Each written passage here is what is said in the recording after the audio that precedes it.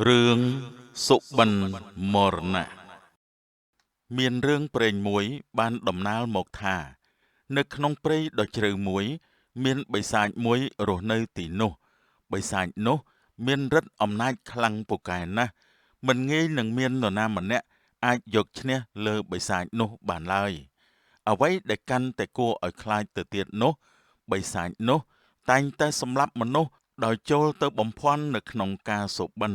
ពេលដែលមាននរណាម្នាក់បានស្លាប់ព្រោះតែការសុបិននោះថាមពលបិសាចនឹងកាន់តែខ្លាំងក្លា យប់នេះយើងនឹងចូលទៅក្នុងសុបិនរបស់ពួកមនុស្សបន្តទៀតយើងនឹងធ្វើឲ្យមនុស្សទាំងអស់នោះឆ្លក់វង្វេងនឹងការសុបិនអ្នកដែលមានភាពលុបលន់មាសប្រាក់ត្រេកត្រអាលនឹងការបំភាន់ភ្នែកនឹងត្រូវស្លាប់នឹងក្លាយជាចំណីរបស់យើង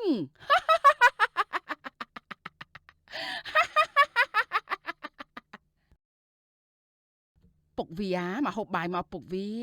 បញ្ញាប់ឡើងទៅសម្រាកទៅព្រោះព្រឹកនេះត្រូវបញ្ញាប់ងើបទៅព្រោះស្រូវផងមកកុំនៅអង្គុយលេងធ្វើអី ដឹងហើយម៉ែវាអារឿងដេកពួនអីនេះទុកចិត្តចោះដាក់ខ្លួនដឹងទៅលក់តែម្ដងហើយម៉ែវាឯងក៏ដូចគ្នាដែរលាងចានហើយប្រញាប់ទៅដេកទៅណានឹងអាលសុំមួយផងយីអាតានេះវើយមិនដឹងជាស្អីទេទៅ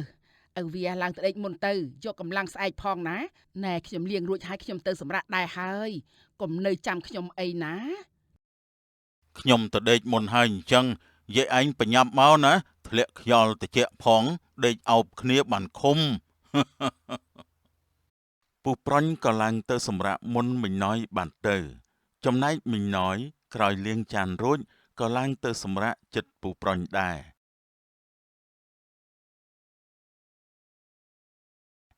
នៅយប់នោះពូប្រញស្រាប់តែយល់សប្តិឃើញយ៉ាងចម្លែក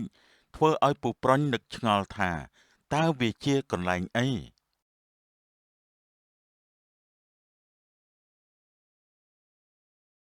ទីនេះជាកន្លែងណាទៅមិនក៏ស្អាតដូចជាឋានសួគ៌យ៉ាងនេះខ្ញុំមិនដែលបានឃើញពីមុនមកអញ្ចឹងសោះស្អាតអីម្លេះទេបើបាននិយាយវាមកដែរមិនដឹងជាល្អយ៉ាងណាទេណោះអេបងប្រុសជាចំណូលថ្មីមែនទេមកទីនេះផឹកស្រាមួយកែវទៅចាំអូននេះបញ្ចុកណាបងអូនណាមិនយកលុយទេណាបងសម្លាញ់មកអូននៅទីនេះពួកប្អូនស្អាតណាស់បង អត់ទេនាងតើកន្លែងនេះជាកន្លែងណាទៅបានជាមានស្រីស្អាតច្រើនម្លេះជាឋានសួគ៌មែនទេ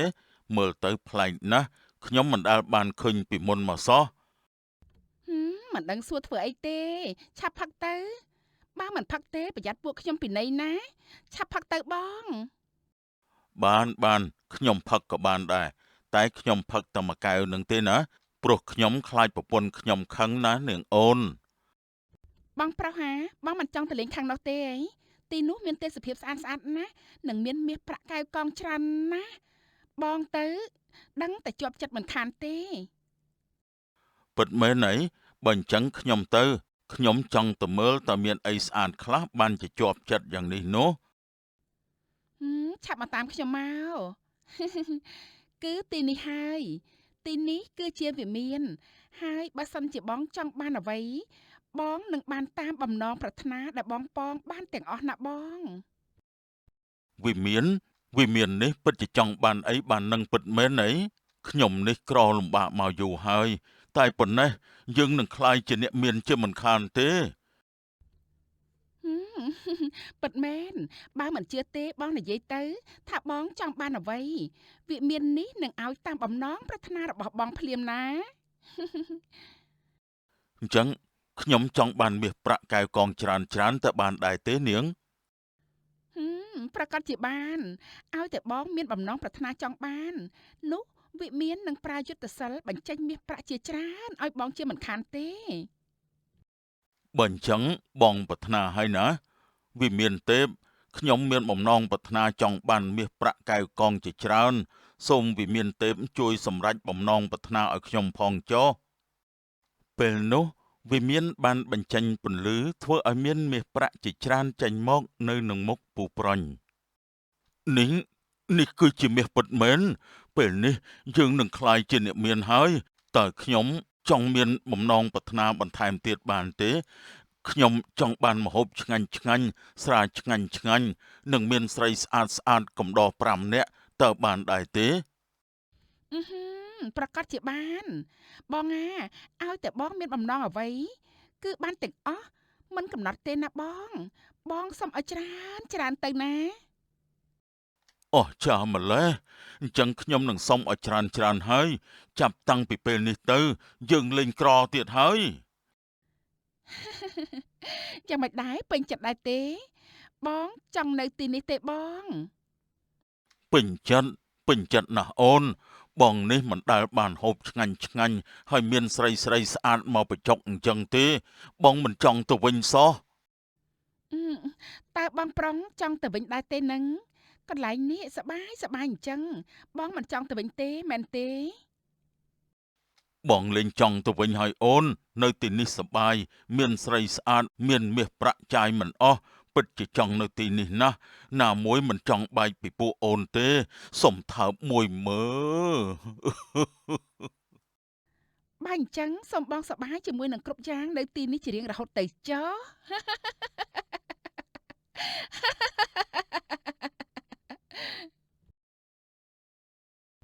តាប៉ែឆាប់ក្រោកឡើងមកបញ្ញាប់ទៅស្រែកុំនៅដេកយូរពេកខ្ញុំទៅលុបមុខសិនហើយអើយយីនៅមិនទាន់ភ្ញាក់ទៀតតាប៉ែប្រុញយីចម្លែកម្លេះអេណែតាប៉ែប្រុញអេណែអើយឯងកើតស្អីឯតាប៉ែប្រុញអើយហាអើយតាប៉ែប្រុញមិនក៏នៅសុកឯងមិនដកដង្ហើមអញ្ចឹងតាប៉ែប្រុញហើយបងប្អូននៅជួយខ្ញុំផងបងប្អូនជួយផងអាតាប៉ែប្រុញក្រោកឡើងមកបងក្រោកឡើងមកអាតាប៉ែប្រុញតាប៉ែប្រុញ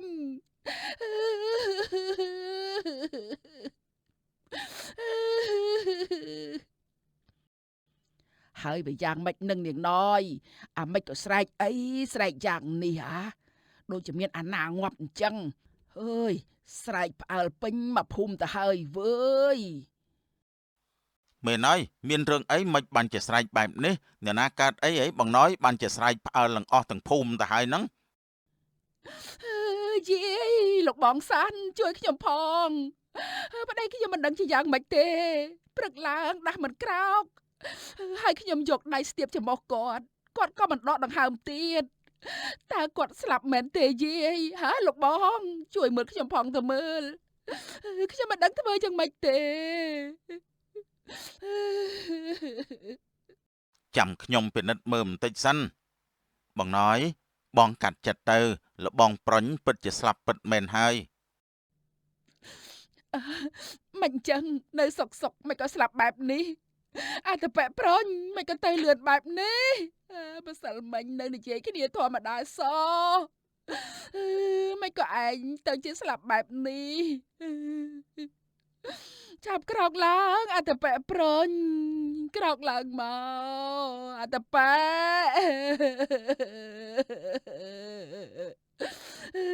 អាតប៉ែប្រុញ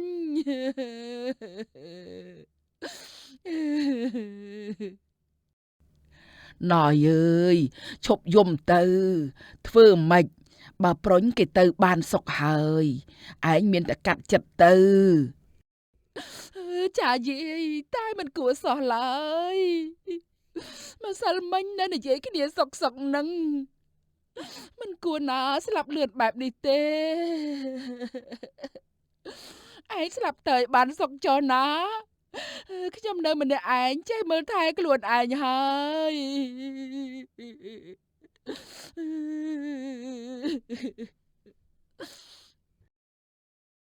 ក្រោយពេលពូប្រុញស្លាប់ទៅមិនបានប៉ុន្មានថ្ងៃផងពូសាន់ដែលជាអ្នកភូមិផងរបងជាមួយក៏យល់សប្តិឃើញដូចពូប្រុញដែរទីនេះជាកន្លែងណាអញ្ចេះមិនក៏ស្អាតបែបនេះកន្លែងនេះដូចជាមិនមែននៅក្នុងភូមិយើងឯណាហេតុអីបានជាខ្ញុំមកដល់ទីនេះអញ្ចឹង អេបងប្រុសចូលមកទីនេះមកកន្លែងនេះជាកន្លែងនាំសំណាងដល់ពូណា តើនាងជានរណាមិនបានជាខ្ញុំមកដល់ទីនេះ ខ្ញុំគឺជាអ្នកនៅទីនេះពូជាមនុស្សមានសំណាងណាស់ដែលបានមកដល់ទីនេះ ទីនេះជាកន្លែងអីទៅមិនក៏ពូមិនដែលបានឃើញសោះអញ្ចឹង អូទីនេះគឺជាកន្លែងដែលធ្វើឲ្យបងប្រុសសប្បាយខ្ញុំធានាថាបើបងបានឃើញហើយច្បាស់ជាជាប់ចិត្តមិនចង់ទៅណាទៀតនោះទេ ពិតមែនអីវាមិនដែលទេកន្លែងអីក៏សប្បាយយ៉ាងនេះនោះពូមិនជឿថាមានកន្លែងដែលអាចខាត់ចិត្តមនុស្សបាននោះទេ មែនហើយបើមិនជឿបងអាចមកតាមខ្ញុំបានតើបងចង់ឃើញដែរទេថាវាមានអ្វីអស្ចារ្យនោះ ចង់វាចង់ហើយពិតជាចង់ឃើញហើយថាតើជាអ្វីដែលមិនចង់ឲ្យពូនេះទៅផ្ទះវិញនោះចង់ដឹងណាស់មានអីអស្ចារ្យទៅណោះ បើបងចង់ឃើញបងមកតាមខ្ញុំមកណាមកតាមខ្ញុំមក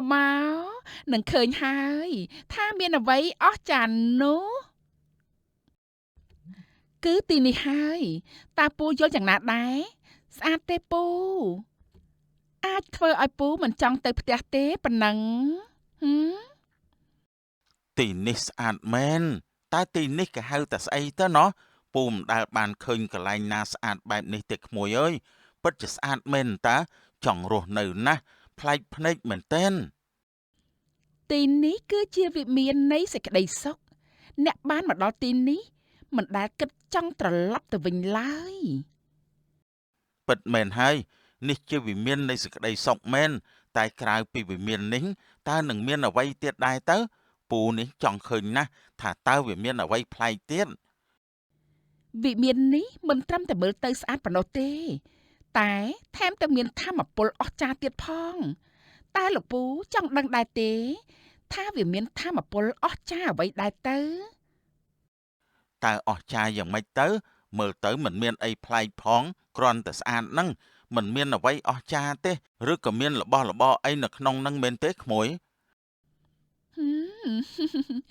ទីនេះលោកពូចង់ផ្សងអ្វីគឺបាននឹងគ្មានដែនកំណត់ទេពូចង់បានមាសប្រាក់កែវកងច្រើនប៉ុណ្ណាក៏បានដែរឲ្យតែពូចង់បានមិនកំណត់ឡើយ លើលោកនេះពិតជាមានរឿងចម្លែកអស្ចារ្យពិតមែនអីពូនេះមិនជឿទេគ្រាន់តែជាវិមានមួយហ្នឹងមានយុទ្ធសាស្ត្រមកពីណាមិនមានអ្វីប្លែកផង ហឹមបើពូមិនជឿពូសាកផ្សងមើលទៅថាតើវាមាននេះអាចធ្វើបានដែរឬក៏អត់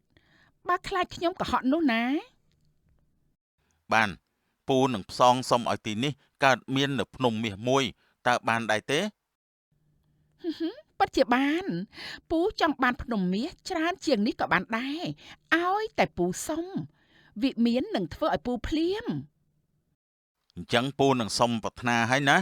វិមានទេពពេលនេះខ្ញុំចង់បានភ្នំមាសមួយដ៏ធំសុំវិមានទេពធ្វើតាមអំណងខ្ញុំផងចុះ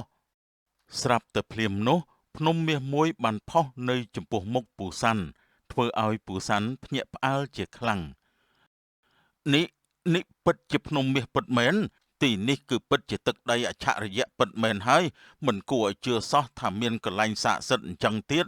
តែប៉ុណ្ណេះខ្ញុំខ្លាចជាអ្នកមានហើយ ពិតមែនហើយបងរស់នៅទីនេះបងផ្សងអ្វីគឺបាននឹងដូចប្រាថ្នាតើបងចង់ទៅវិញដែរទេតើបងចង់នៅទីនេះមែនទេ ចង់ប្រកាសជាចង់ហើយចង់រស់នៅទីនេះហើយពូអាចសុំប្រាថ្នាបានទៀតដែរទេនឹងក្មួយស្រី ចាស់បានពូចង់បានអ្វីក៏បានដែរឲ្យតែពូចង់បានសូមស្វាគមន៍មកកាន់ទឹកដីនៃសុបិនរបស់ពួកយើង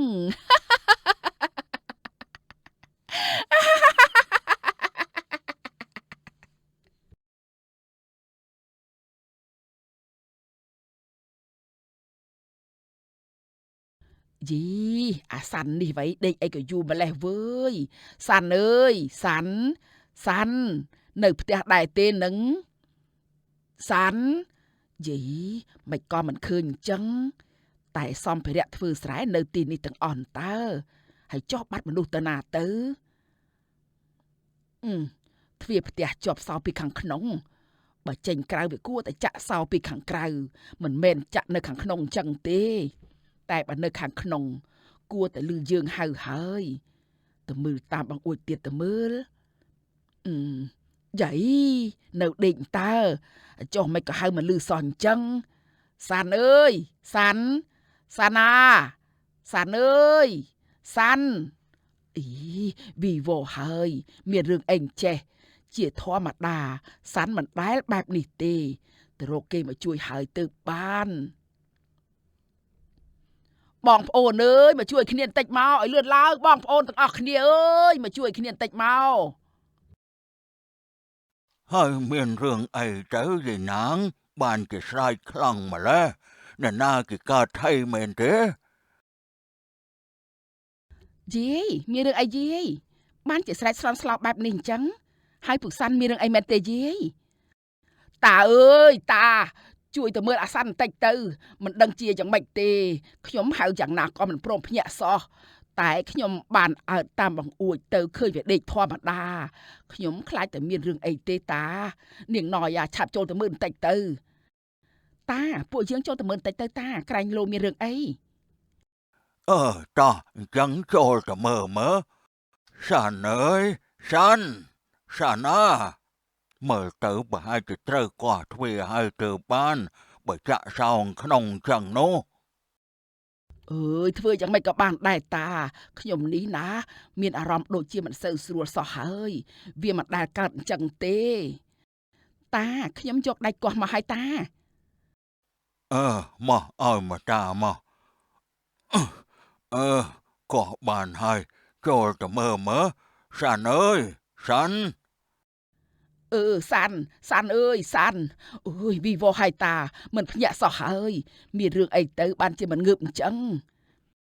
យ៉ាងម៉េចហើយតាបងសានគាត់កើតថៃតែដូចប្តីខ្ញុំទៅដឹងណាជិណាងតាហើយវាយ៉ាងម៉េចហើយវាមិនដែលឈឺស្អីនោះទេមិនបានជាមកដេកអីមិនងើបអញ្ចឹងសានគឺស្លាប់បាត់ទៅហើយថាម៉េចស្លាប់អីគេស្លាប់ហើយមិនជឿទេម្សិលមិញទៅចំការជាមួយគ្នាសោះនឹងមនុស្សនៅមានកម្លាំងពេញសោះមកស្លាប់អីភ្លាមអញ្ចឹងនោះមិនក៏អញ្ចឹងនៅសុកសោះស្លាប់ងាយម្លេះភូមិយើងឥឡូវមិនស្រួលទេតាយាយប្តីខ្ញុំណាក៏អញ្ចឹងដែរខ្ញុំនេះខ្លាចខ្លាំងណាស់យាយសេចក្តីស្លាប់ពិតជាមើលមិនឃើញមែនពួកយើងរៀបចំបន់សពឲ្យសាន់ទៅណាគេគ្មានញាតិសន្តានឯណាទេគឺមានតែយើងដែលជាញាតិចិត្តខាងនឹងហើយចាតាមានតែធ្វើបន់ឲ្យគេទៅអញ្ចឹងសានអើយនៅក្មេងសោះស្លាប់អីក៏លឿនយ៉ាងនេះមិនគួរសោះហើយក្រោយធ្វើបុណ្យឲ្យពូសាន់រួចហើយអ្នកស្រុកអ្នកភូមិក៏កើតរឿងបែបនេះតមកជាច្រើនអ្នកធ្វើឲ្យគ្រប់គ្នាឆ្ងល់ណាស់ព្រោះអ្នកដែលបានស្លាប់នោះសុទ្ធតែប្រុសជាអ្នកដែលមានកម្លាំងពលំមាំមួនមិនសមនឹងស្លាប់បែបនេះឡើយ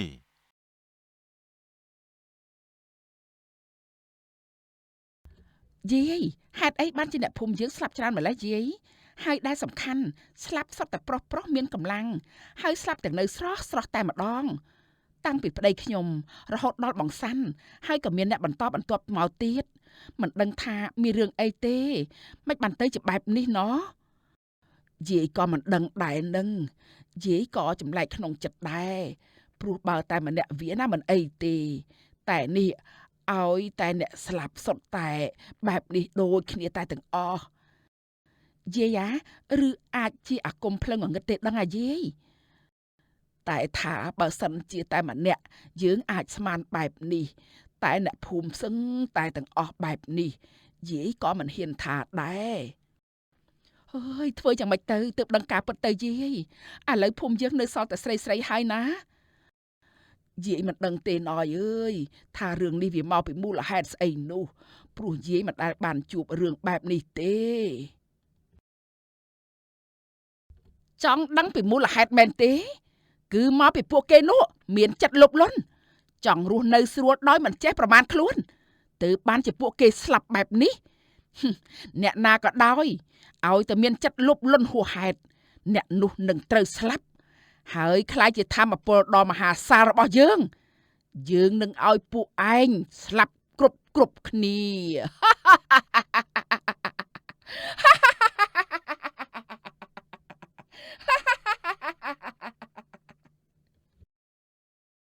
ព្រោះតែមានមនុស្សស្លាប់ច្រើនពេកទើបធ្វើឲ្យលោកតាឥសីដែលតាំងសិលនៅឯក្នុងព្រៃមិនអាចសំងំនៅស្ងៀមបានឡើយលោកតានឹងចេញទៅកម្ចាត់ស្រីបិសាចនោះមិនឲ្យធ្វើបាបមនុស្សតទៅទៀត ស្រីបិសាចនេះបើមិនប៉ះថ្នាំខ្លាំងម្ដងទេ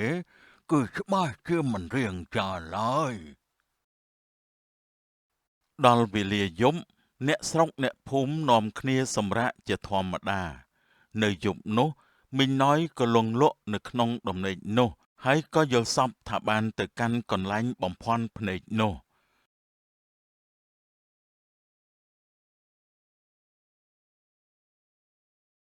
អើយតើកន្លែងនេះជាកន្លែងណាទៅ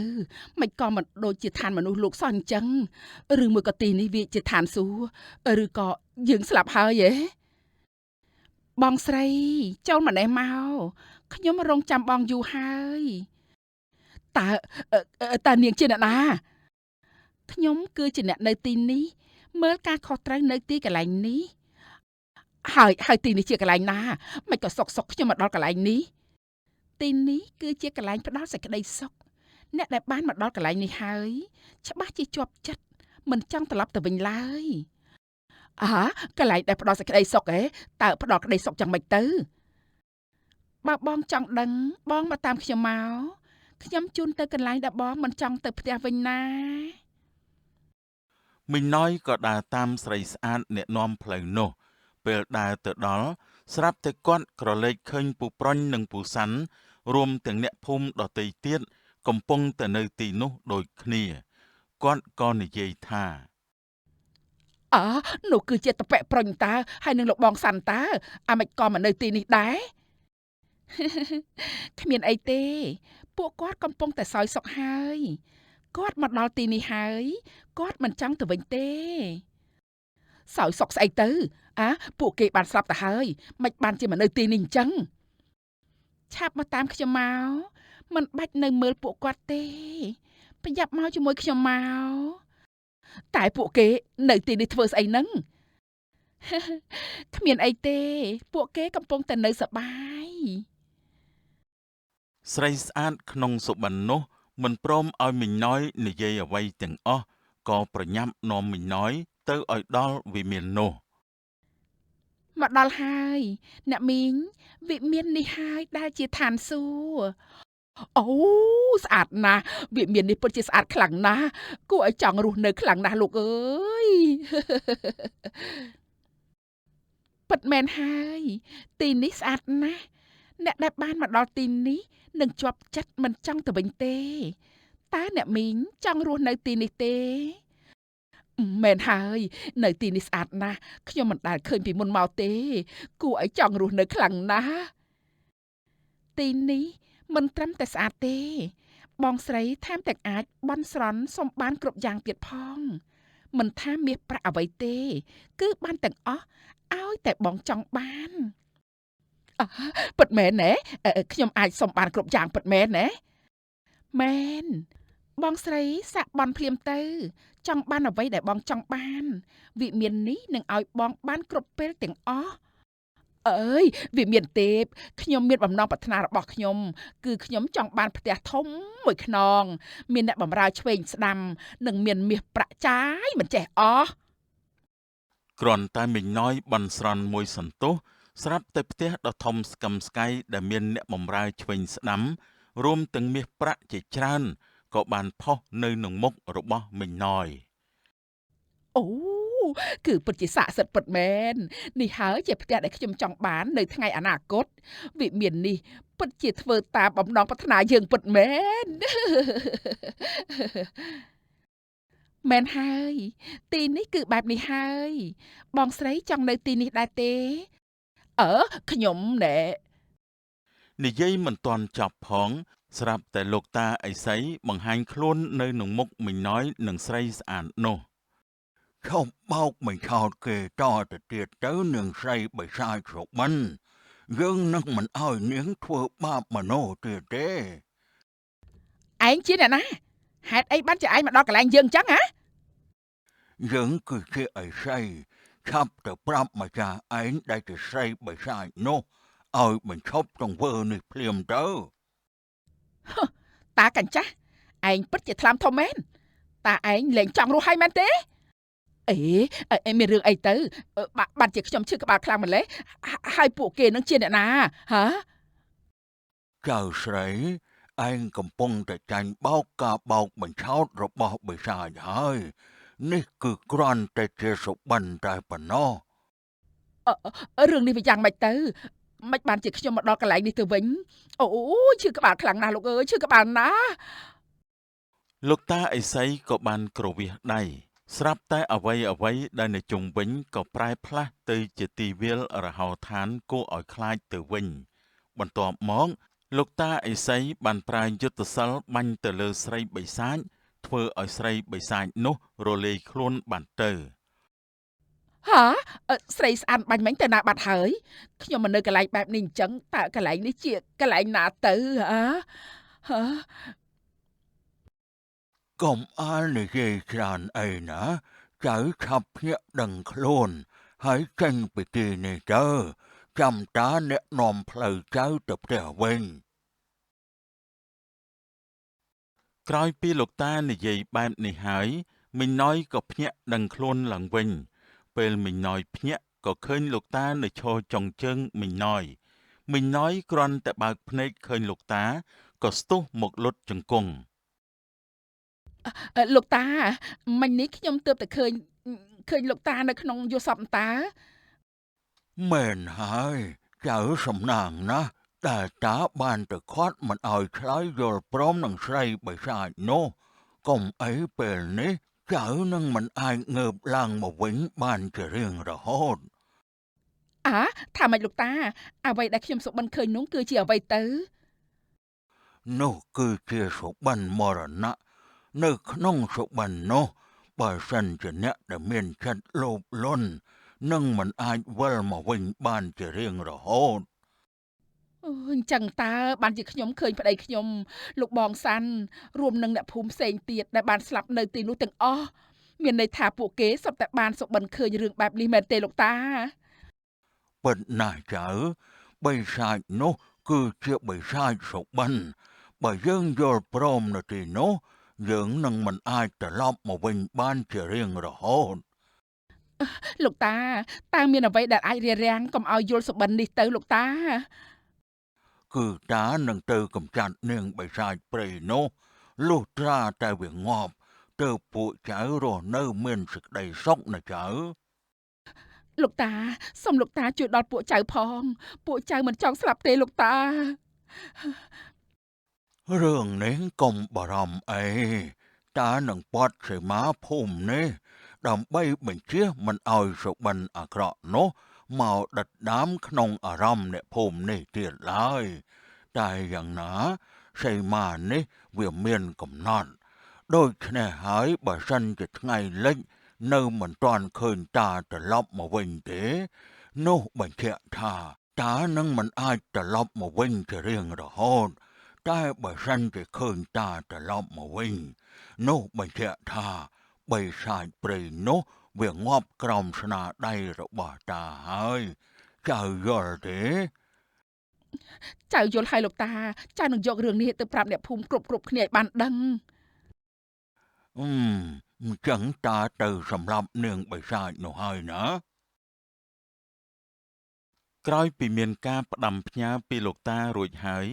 មីងน้อยក៏ប្រញាប់យករឿងនេះទៅប្រាប់ដល់អ្នកស្រុកអ្នកភូមិឲ្យបានដឹងហាមមិនឲ្យអ្នកស្រុកអ្នកភូមិចាកចេញពីភូមិឡើយចំណែកអ្នកស្រុកអ្នកភូមិវិញក្រោយមីងน้อยប្រាប់បែបនេះកុំថាឡើយចេញពីភូមិសូម្បីតែចេញពីផ្ទះក៏មិនហ៊ានផងសុកចិត្តនៅចាំមើលតាមប្រឡោះជញ្ជាំងផ្ទះឯចំណែកលោកតាឥសីវិញគាត់ក៏បានទៅរកបិសាចព្រៃដើម្បីតតាំងជាមួយគ្នា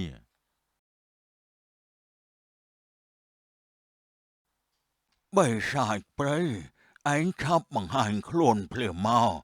ថ្ងៃនេះយើងនឹងសម្លាប់នាងបិសាចសុបិនឯងហើយមិនឲ្យនាងឯងទៅសម្លាប់មនុស្សលោកទៀតទេ អីសីកញ្ចាស់នេះមិនមែនជារឿងរបស់ឯងទេឯងកុំចេះមកលូកដៃក្នុងរឿងនេះឲ្យសោះ រឿងនេះជារឿងស្លាប់រស់របស់មនុស្សលោកក្នុងនាមយើងដែលជាឥសីមិននឹងអាចឈរអោបដៃមើលបានទៅបើយកល្អឯងឈប់សម្លាប់មនុស្សទៀតទៅ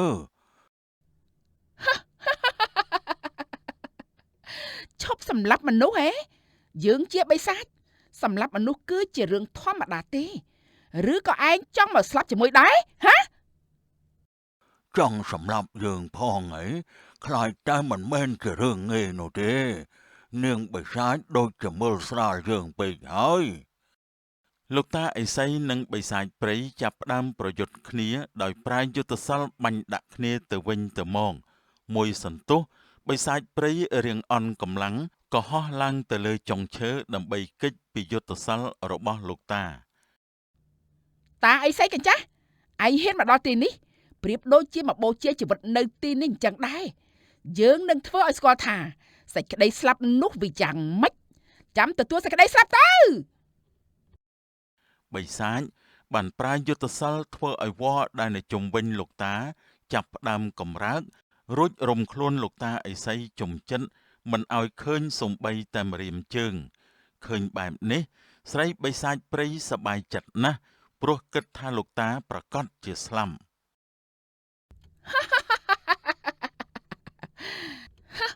ចង់លេងជាមួយអ្នកណាមិនលេងបែរជាមកលេងជាមួយនឹងយើងឯងប្រកាសជាធុញទ្រាន់នឹងជីវិតហើយ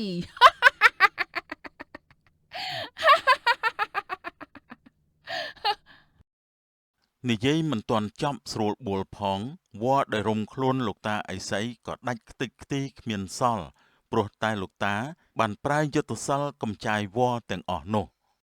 វាមិនងាយស្រួលដូចជាស្រីបិសាចឯងនិយាយនោះទេឯងត្រៀមខ្លួនចាំទទួលវិញចុះ លោកតាបានទាញយកកំបិតពីឃាតចេញមករួចសូត្របាលីដើម្បីបំបែងភាគធ្វើឲ្យស្រីបិសាចមើលមិនដឹងថាតើមួយណាដែលជាកំបិតពិតប្រាកដកំបិតនោះក៏ហោះទៅបុកទម្លុះបេះដូងស្រីបិសាចធ្វើឲ្យស្លាប់ភ្លាមមួយរំពេញ អើយហើយអើយអាកញ្ចាស់ឯងអូយបេះដូងយើងអូ ពេលនេះយើងទម្លុះបេះដូងរបស់ឯងហើយតើនរណាស្លាប់ទៅនាងបិសាចឯងនេះទៅស្លាប់ចុះ ឯងអូ ស្រីបិសាចក៏ស្លាប់នៅពេលនោះទៅក្រោយពេលស្លាប់រាងកាយរបស់ស្រីបិសាច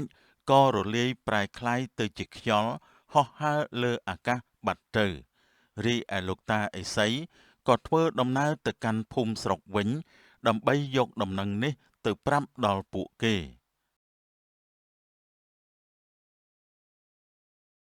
ពេលលោកតាទៅដល់ភូមិសភាពក្នុងភូមិទាំងមូលប្រែជាស្ងប់ស្ងាត់មីងណយបានអើតមើលតាមប្រឡោះជញ្ជាំងផ្ទះគ្រាន់តែឃើញលោកតាត្រឡប់មកវិញភ្លាមគាត់សប្បាយចិត្តណាស់ក៏ប្រកោកប្រកាសប្រាប់ដល់អ្នកភូមិ ហាលោកតាត្រឡប់មកវិញហើយបងប្អូនអើយលោកតាត្រឡប់មកវិញហើយមានន័យថាស្រីបិសាចនោះវាងាប់បាត់ទៅហើយយេ នាងបិសាចនោះវាបានស្លាប់ហើយពួកយើងអូហូពិតជាល្អណាស់តែប៉ុណ្ណេះអ្នកភូមិយើងលែងបារម្ភទៀតហើយ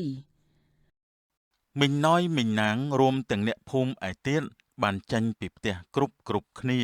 ដើម្បីមកសាទរដែលលោកតាបានត្រឡប់មកវិញ លោកតាតើស្រីបិសាចនោះវាងាប់ហើយមែនទេលោកតា ពិតណាស់ចៅចាប់ពីពេលនេះតទៅវាលែងចេញមកបំភាន់ក្នុងសុបិនអ្នកទាំងអស់គ្នាទៀតហើយ លោកតាខ្ញុំនិងអ្នកភូមិទាំងអស់គ្នាសូមអរគុណលោកតាច្រើនដែលបានមកជួយបើមិនបានលោកតាទេម្លេះមិនដឹងថាតើអ្នកណានឹងត្រូវស្លាប់បន្តទៀតនោះទេ មិនអីទេចៅ រឿងជួយសង្គ្រោះមនុស្សជាតួនាទីរបស់តាស្រាប់ទៅហើយចាប់ពីពេលនេះតទៅពួកចៅនឹងរស់នៅដោយសុខសាន្តតែចៅត្រូវចាំសម្ដីតាណាអ្នកដែលបានស្លាប់ព្រោះតែសុបិននោះក៏ព្រោះតែពួកគេមានចិត្តលោភលន់ហួសប្រមាណក៏ត្រូវចាញ់បោកនឹងការបញ្ឆោតផ្សេងពួកចៅត្រូវចាំថាគ្មានអ្វីបានមកដោយមិនខំប្រឹងឡើយណាចៅ ចាពួកចៅនឹងចងចាំទុកណាលោកតានៅការទូន្មានរបស់លោកតាហើយ ចាប់តាំងពីពេលនោះមកអ្នកភូមិទាំងអស់បានរស់នៅយ៉ាងសុខសប្បាយមិនមានបិសាចមកធ្វើបាបពួកអ្នកភូមិទៀតឡើយ